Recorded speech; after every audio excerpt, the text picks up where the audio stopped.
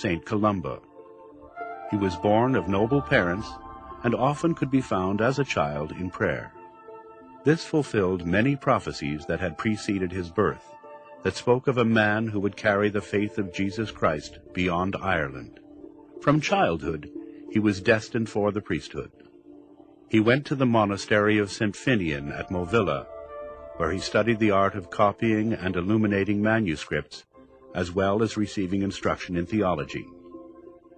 He seemed set to follow the pattern of a religious life within the various communities in Ireland, but all this was to change. Although he was skilled as a copyist and illustrator, and would remain so throughout his life, it was this skill that was destined to bring conflict and great change into his life. While at Movilla, he secretly made a copy of a manuscript known as St. Martin's Gospel without permission. Finian, the owner of the manuscript, pursued the matter to the highest court in the land. They ruled in favor of Finian.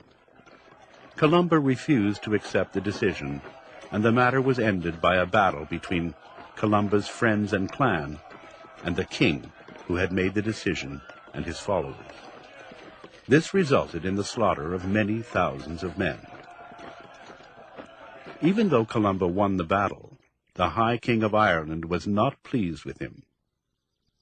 He was first threatened with excommunication, but this was reduced to exile for life, and to go and win for Christ as many souls as were lost in the battle. Columba set out with 12 disciples to found a community beyond the shores of his homeland. He settled on the island of Iona on the west coast of Scotland because it was the closest point to his landing site where he was unable to see his homeland.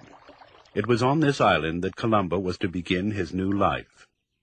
Going out from this base, he attempted to convert to Christianity the Pictish tribes that inhabited the area beyond the Grampian Mountains. He wrote, it was said, over 300 songs, and he had the most amazing prophetic powers. He could sometimes foretell who was coming to a throne, who was going to be killed, who would arrive on Iona that day. And he used those prophetic powers with a great purity of heart, which brought many people to treat God really seriously for the rest of their lives. He had a great sense of strategy, and Columba can be thought of really as the statesman of the kingdom of God, and the person who used his political powers to establish Christianity in a way that nobody else had done before in these lands.